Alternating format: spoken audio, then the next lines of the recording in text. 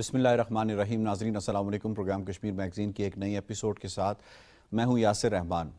नाज़रीन, मकबूजा कश्मीर की सूरत हाल का हम तज़किरा करते हैं इस प्रोग्राम के अंदर, और ख़ास तौर पे हम ये देखने की कोशिश करते हैं कि जो तहरीक आज़ादी है उस तहरीक आज़ादी को दबाने के लिए मकबूजा कश्मीर में भारत क्या वो इक़दामात कर रहा है, यानी दुनिया में कोई ऐसा इक़दाम नहीं रह गया जो भारत ने अब तक मकबूजा कश्मीर के अवाम को दबाने के लिए ना किया गया हो।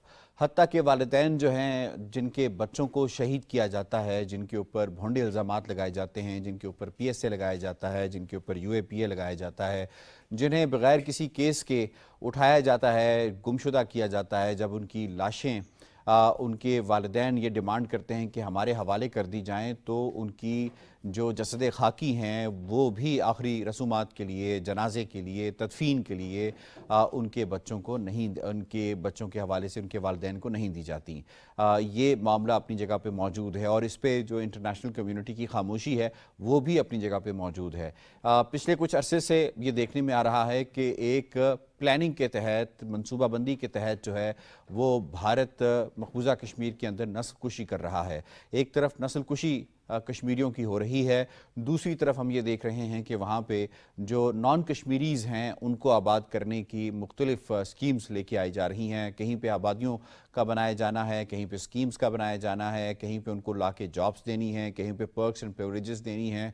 और उसके साथ साथ हम ये भी देखते हैं कि वो इंटरनेशनल कम्युनिटीज़ को भी, और ख़ास तौर पे जो मिडल ईस्टर्न कंट्रीज़ हैं उनको भी ये कहते नज़र आते हैं कि यहाँ पे इन्वेस्टमेंट करें, यहाँ पे वो अपॉर्चुनिटीज़ करें। जो कश्मीर के अंदर ज़मीन है उसको भी वो हथियाने के दर पे हैं। इस वक्त यहाँ पे सूरत हाल ये है कि मकबूजा कश्मीर में बसने वाले जो कश्मीरी हैं उनके पास बहुत कुछ तो नहीं है एहतजाज के लिए, अपनी जानें हैं जो सबसे ज़्यादा अजीज़ चीज़ होती है। तो अभी रिसेंटली कुछ पोस्टर्स जो हैं फिर आवेज़ा किए गए हैं। उन पोस्टर्स के अंदर भारत के मकरू चेहरे को फिर से बेनकाब किया गया है, और ये पोस्टर्स जो हैं वो JKPRM की जानिब से जो है वो लगाए गए हैं, और इनका मकसद यही था कि भारतीय हिंदुत्व हुक्मरान कश्मीरी नौजवानों को निशाना बना रहे हैं, शहदा की मैयतें उनके अहल खाना के हवाले करने से इनकार कर रहे हैं, बैनुल-अक़वामी कानूनी की खिलाफ वर्जी कर रहे हैं, क्योंकि मौजूदा हिंदुस्तानी कश्मीर मुखालिफ पॉलिसी खित्ते में अमन के लिए एक बड़ा चैलेंज और ख़तरा है। यहाँ पे हमें ये देखना है कि इंटरनेशनल कम्युनिटी इस हवाले से कितनी ज़्यादा सेंसिटाइज हो रही है। यहाँ पे हमने ये देखना है कि इन पोस्टर्स को क्या हम सतही तौर पे ले लें और ख़ामोशी इख्तियार कर लें कि इस तरह के पोस्टर्स तो आए दिन आते रहते हैं, या इसके ऊपर हकीकी तौर पे जो बात लिखी है इसके ऊपर कुछ रिस्पॉन्ड करने की ज़रूरत है। और ये भी हमने देखना है कि क्या कश्मीरी अब बेबस नज़र आते हैं या कश्मीरी कुछ और सोच रहे हैं। वो सोच रहे हैं जो यकीनन भारत को कुछ अरसा पहले नज़र भी आ रहा है कि कश्मीरी अपनी जानें देने से भी गुरेज नहीं कर रहे। आज के इस प्रोग्राम में हम इसी के ऊपर बात करेंगे और ये देखने की कोशिश करेंगे कि कश्मीरी जो है जिन्हें दीवार के साथ लगाया जा रहा है उनके पास ऑप्शंस अब क्या क्या रह गए हैं। दूसरी तरफ हमने देखा कि हिंदुस्तान के अंदर इंडियन पंजाब में फिर कश्मीरी तलबा को तशद्दुद का निशाना बनाया गया, फिर उन्हें मारा गया। ये बार बार के वाक़यात हो रहे हैं, इसके ऊपर जो है फिर खामोशी क्यों है, इस पर बात करने के लिए हमने दावत दी है स्टूडियोज़ में जनाब air marshal retired Ejaz Malik साहब को बहुत बहुत शुक्रिया, आपने हमें वक्त दिया जी।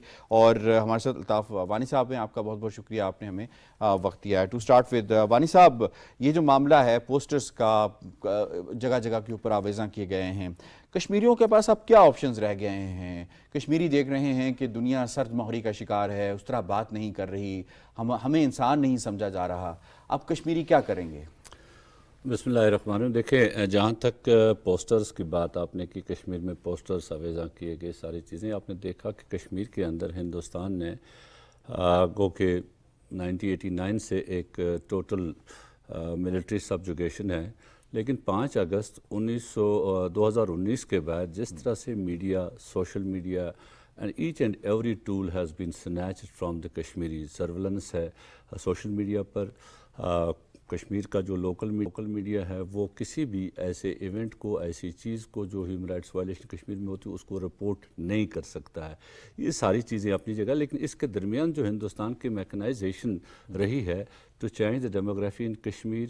اور جس طرح سے جن چیزوں کا آپ نے ذکر کیا کہ لوگوں کو اپنے جو شہداء کی لاشیں جو وہ واپس نہیں دی جاتی ہیں فار لاسٹ بریل، اور اسی طرح سے جو ہندوستان ایک فالس لیڈرشپ کریٹ کرنے کی کوشش کرتا ہے کشمیر کے اندر، اور پھر پنڈتوں کو مختلف طریقے سے بسانے کی کوشش کر رہا ہے. اور حال ہی میں ہم نے دیکھا ایک پروسیس چلا غیر مسلموں کو وہاں مارنے کا، جو ہندوستان کی ایجنسیوں کا ایک سلسلہ ہے، تاکہ وہ جو لوگ نوے کی طرح ایک دفعہ پھر واپس باہر چلے جائیں، اور تاکہ ہندوستان کی فوج کو کشمیریوں کا قتل عام کرنے کا ایک کھلا ماحول ملے.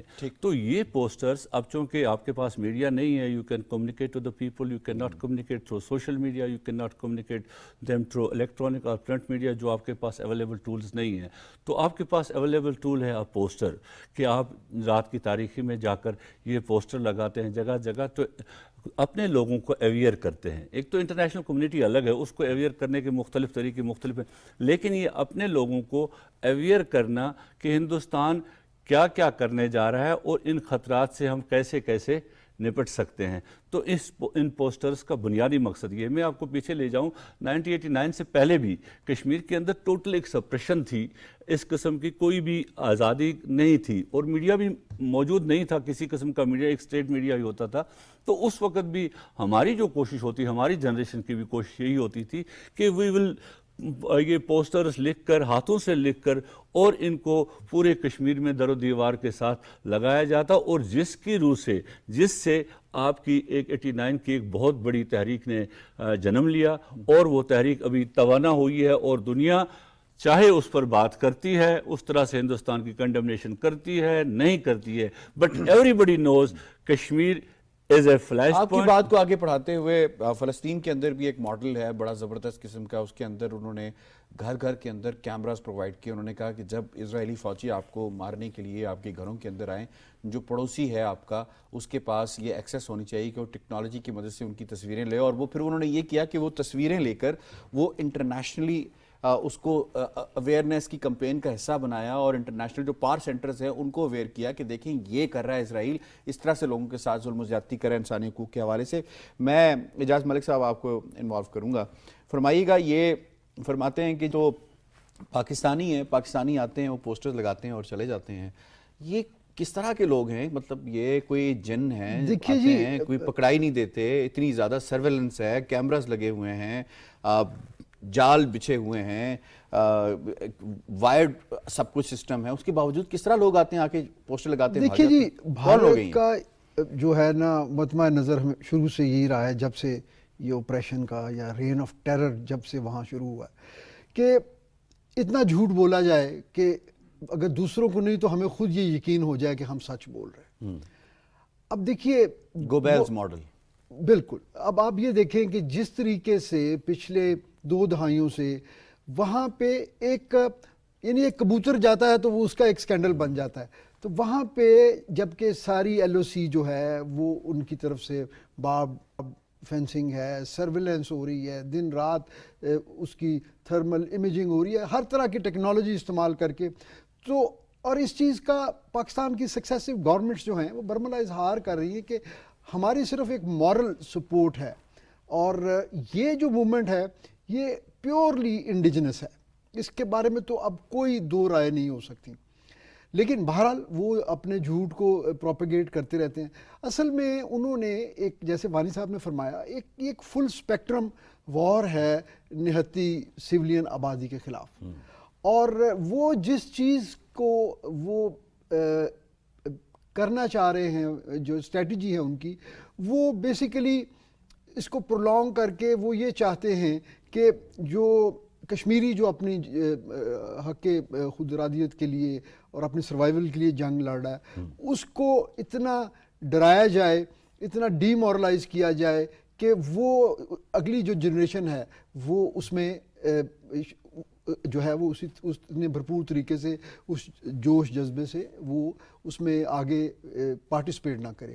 یہ دیکھیں یہ سارے طریقے کہ جی وہ لاشوں کی بے حرمتی ہو رہی ہے، یا والدین کو، اہل خانہ کو دفنانے کے لیے اجازت نہیں دی جا رہی، یہ بیسیکلی ان کی ول بریک کرنے کی जो है एक कोशिश है। अदरवाइज़ देखिए किसी भी ऐसे माशरे में जहाँ पे थोड़ी सी भी इंसानियत मौजूद हो, वहाँ पे जिंदा इंसानों से तो आप जुल्म बर्बरियत कर सकते हैं, लेकिन जब एक इंसान अल्लाह को प्यारा हो गया, बेशक वो मुसलमान हो या गैर मुस्लिम हो, फिर उसका एक एहतराम है। और उसमें सबसे बड़ा जो राइट है उस डेड बॉडी का वो ये है कि उसको उसके अपने अकीदे के मुताबिक और उसके अपने जो सोशल सेटअप है, और हमारे सोशल सेटअप में मुसलमानों के ख़ास तौर पे और इस रीजन में वो उसकी मरहूम या शहीद की लाश को देखना, उसके चेहरे को देखना, उसकी तदफीन के मुख्तलिफ मराहिल में शामिल होना, ये बड़ा सूदिंग और कम्फर्टिंग होता है। तो वो असल में वो कंफर्ट डिनाई करना चाह रहे हैं हमारे लोगों को, कश्मीरी भाइयों को।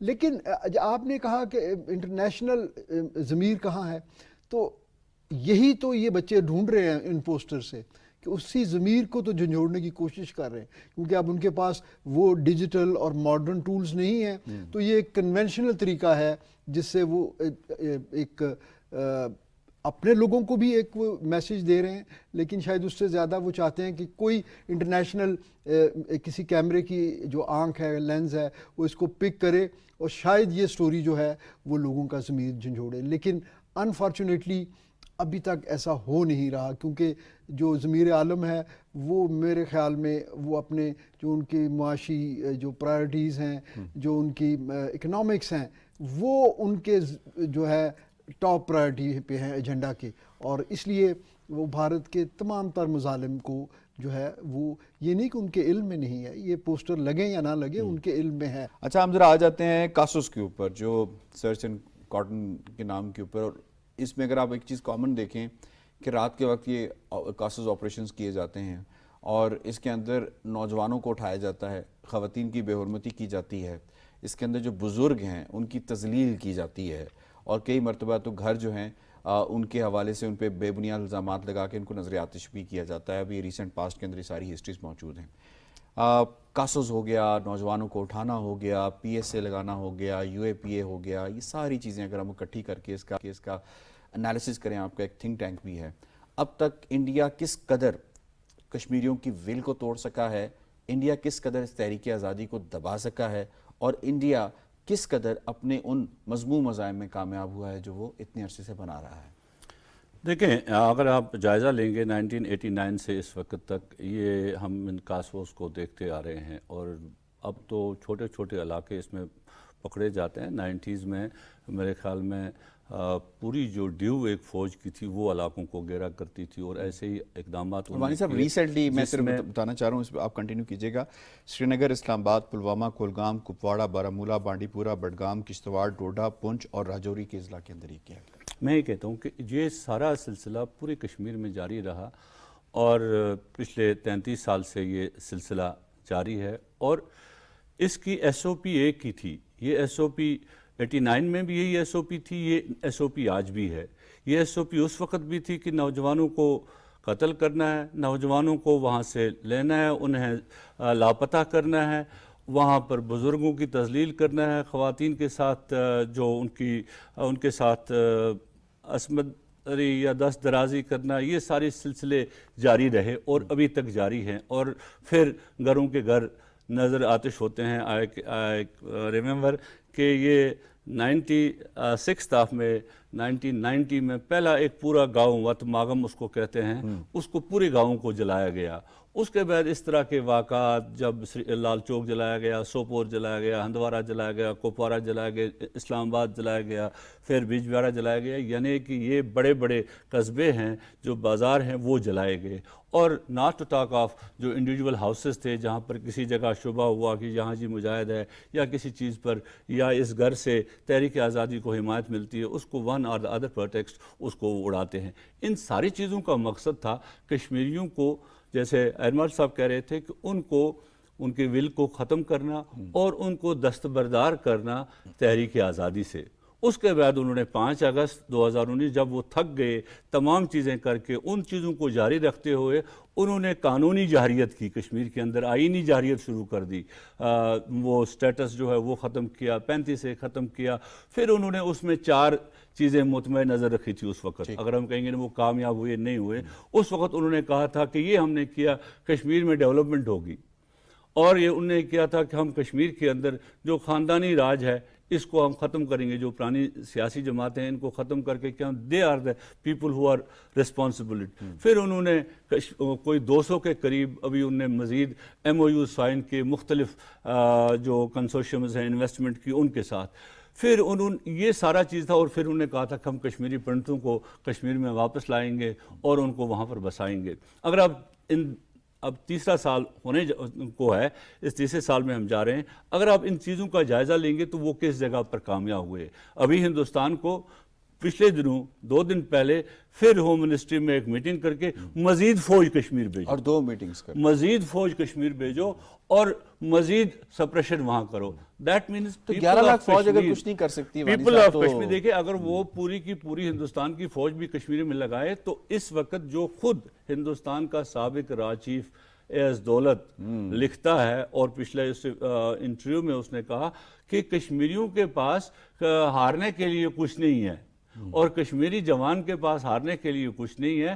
جو ہندوستان کی یہ پالیسی ہے سٹک استعمال کرنے کی اور سم ٹائمز لوگوں کو بلانے پھسلانے کی, یہ کامیاب نہیں ہوئی ہے. There is only way, we have to talk to Pakistan, we have talk to Kashmiris, اور اس کو امیکیبلی سالو کرنا ہے. اس کے بغیر اس کا کوئی سلوشن نہیں. آپ نے ایس دولت کی بات کی جو ایکس راج چیف ہے, اس نے اپنے ایک انٹرویو میں کرن تھاپر کے ساتھ یہ بات کی کہ میں نے کشمیریز کے ساتھ جب بات کی تو انہوں نے ایک جملہ مجھے کہا جس سے مجھے سمجھ آ گئی کہ کشمیری اب کس موڈ کے اندر ہیں. انہوں نے کہا کہ Kashmiris have decided not to die cheap. تو یہ اس نے یہ جملہ بولا. آپ کی طرف جناب آتے ہیں, 11 لاکھ کی افواج ہیں, 80 سے 90 لاکھ کی آبادی ہے کشمیریوں کی, ہر 7-8 کشمیریوں کے اوپر ایک جو ہے وہ بھارتی فوج کا دہشت گرد گنڈا وہ موجود ہے مسلح. کیا وجہ ہے کہ ان کی فوج کم سے کم پڑتی جا رہی ہے؟ کشمیری تو اتنے ہی ہیں, اور مزید کبھی یہ امر ناتھ یاترا کے اوپر فوج بلا رہے ہیں, کبھی کس کے اوپر. ملیٹریلی کتنی فیلڈ اسٹریٹجیز رہی ہیں انڈیا کی کشمیر کے اندر ٹو سپریس, حالانکہ کشمیریوں کے پاس اسلحہ بھی نہیں ہے. دیکھیں یہ تو سکسیسو ان کی جو اسٹریٹجیز ہیں وہ ناکام رہی ہیں. دیکھیں جب بھی کوئی کمانڈر اپنے تھیٹر میں, وہ چھوٹا یا بڑا جیسا بھی ہو, جب وہ ری انفورسمنٹ مانگنے شروع کر دے تو اس کا مطلب ہے کہ جو پہلی فورس اپلیکیشن تھی وہ ناکافی تھی. وہ ناکافی ہونے کی کیا وجہ تھی؟ مٹیریلی تو جو ہے جو کشمیری وہ کسی فوج کے ساتھ تو مل کے تو نہیں لڑ رہے, وہ تو نہتے لوگ ہیں. تو اگر ایک نہتے سویلین پاپولیشن کے اگینسٹ اگر 8 یا 9 لوگوں کے, پہلے تقریباً ہر 9ویں جو ہے نا 9 لوگوں کے اوپر ایک فوجی تھا, وہ اس سے بھی کم ہو گئی ریشو. تو اگر ایک مسلح ہر طرح سے مسلح فوجی جو ہے وہ 8 لوگوں کو کنٹرول نہیں کر پا رہا, جن کے پاس کچھ بھی نہیں ہے, کوئی ہتھیار نہیں ہے, کوئی آرگنائزڈ کمانڈ سٹرکچر نہیں ہے. یعنی یہ جو ہے یہ انڈیجنس موومنٹ جو اس طرح کی ہے کہ یہ ہر گھر سے نکل رہی ہے, اور اس کا جو یہ جو نیا جو اس کے اندر انرجی آئی ہے یا جو ایک اسٹرینتھ آئی ہے وہ ایک اوورآل کشمیری کاز کے لیے تو ہے ہی ہے. اصل میں اسٹریٹجی کی آپ بات کریں, میں تھوڑا سا یہ بھی اپنے ناظرین کو بتاؤں کہ ایک وی لاگر ہے, وہ کہتا ہے میں سری نگر کے لال چوک کے قریب گھوم رہا تھا تو میں نے دیکھا کہ جو گھر ہیں وہاں پہ, ایک گھر میں کھڑکی میں مجھے 2 بچے نظر آئے جو میری طرف دیکھ کر مسکرا رہے تھے یا اپنے ہاتھ ہلا رہے تھے. کہتا ہے اسی کھڑکی کی دوسری طرف جب میں نے نظر دوڑائی تو وہاں پہ ایک فوجی گن تانے کھڑا ہوا تھا. اب ان کی اسٹریٹجیز ہے کہ گھروں کے اندر چھتوں کے اوپر وہ تعینات ہیں.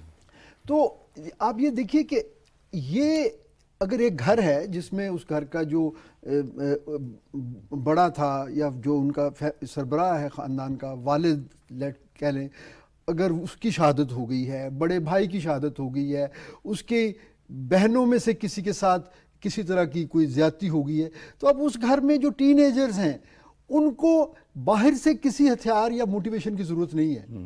ان کا جو اپنا کرب ہے نا وہی ان کو زندہ رکھنے کے لیے اور آخری وقت تک جو ہے نا اپنی جدوجہد جاری رکھنے کے لیے جو ہے کافی ہے. ان کے سابق لیفٹنٹ جنرلز بھی کہہ چکے ہیں کہ جی فوجی ایکشنز یا فوجی تعداد جو ہے اس مسئلے کا حل نہیں ہے, اس کو تو ٹیبل پہ ہی آنا پڑے گا.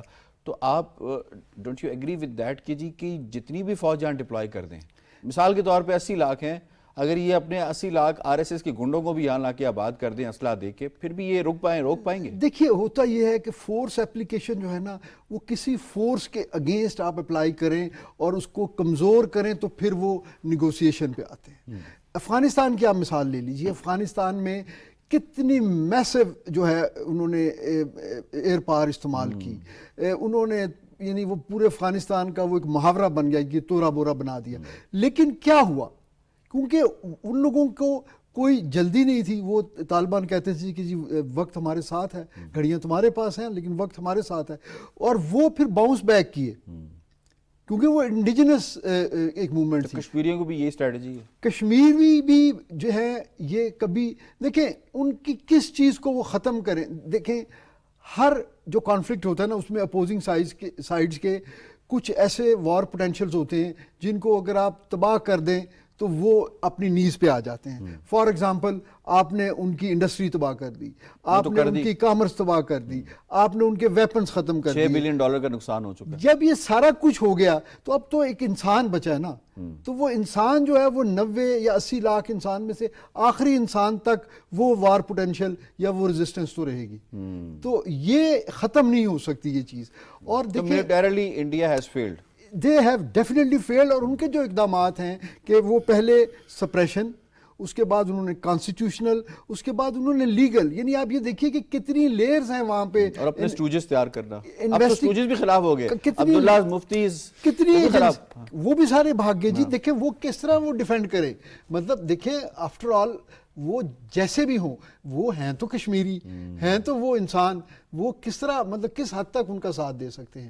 تو نیو دہلی کو جو ہے ان کو وہاں پہ کوئی ایسی اب تو سپورٹ حاصل نہیں ہے. اور میرے خیال میں جیسے آپ ریفر کر رہے ہیں اس کا بہترین حل جو ہے ان کے لیے وہ یہی ہے کہ جو اس مسئلے کے تینوں فریق ہیں وہ مل کے بیٹھیں اور اس کو نیگوشیٹ کریں اور ایک ایسا وے فارورڈ تلاش کریں جس میں سب کے لیے جو ہے ایک فیس سیونگ ہو.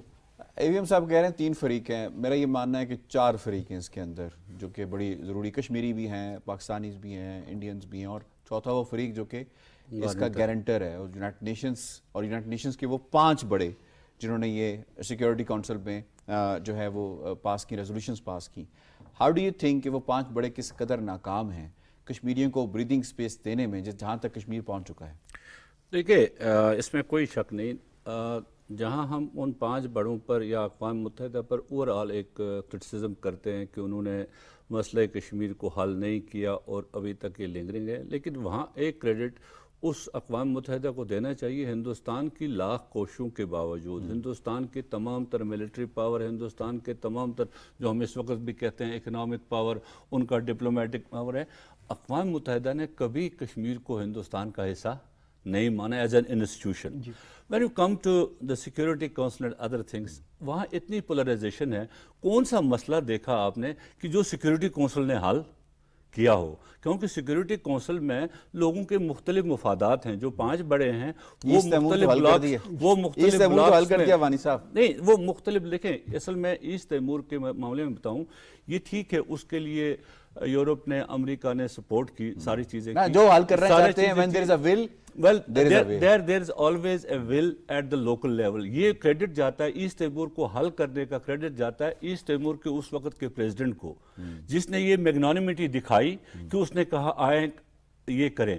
بدقسمتی سے ہمارا واسطہ ایک ایسے ملک سے پڑا ہے جو ہر چیز کو، آج آپ نے دیکھا جب حضور پاک صلی اللہ علیہ وسلم کے متعلق غلط زبان ہندوستانیوں نے استعمال کی، عرب دنیا سے OIC سے ایک سخت رد عمل آیا کہ ایسا نہیں ہونا چاہیے. تو ہندوستان کا رد عمل آپ نے دیکھا، اصل رد عمل، تو اس نے OIC کے اس ساری چیز کو رد کر دیا. اس نے کہا کہ جی آپ فرقہ واریت نہ پھیلائیں، تو اس کی ایروگنس اتنی بڑھ گئی ہے کہ جس کی وجہ سے وہ کسی چیز کو مانے. اور وہاں پر جو سیکورٹی کونسل ہے وہاں پر بھی وہ ایک ایسے سیگمنٹ کا حصہ ہے، ایسے گروپ کا حصہ ہے جو اس وقت شاید اس کی پرپس کو سرو کرتا ہے. ٹھیک ہے. آئی ہیو ٹو وائنڈ اپ. جی وانی صاحب، ایئر وائس مارشل اعجاز ملک صاحب، آپ کا بہت بہت شکریہ. مانوں کا یقیناً ہم بات کر رہے ہیں کہ کشمیریوں کی ول کو انڈیا نے ہر طریقے سے دبانے کی کوشش کی ہے، لیکن کشمیریوں کی خوش قسمتی ہے اور انڈیا کی بدقسمتی ہے کہ آج تک انڈیا کشمیریوں کی ول کو دبا نہیں سکا اور نہ کبھی آگے دبا سکے گا، چاہے وہ کچھ بھی کر لے، کوئی بھی ٹیکٹک یوز کر لے، کوئی بھی بہانہ اپنا لے، وہ کشمیریوں کو نہیں توڑ سکتا۔ پروگرام کشمیر میگزین سے اتنا ہی، یاسر رحمان کو دیجیے اجازت، اللہ نگہبان۔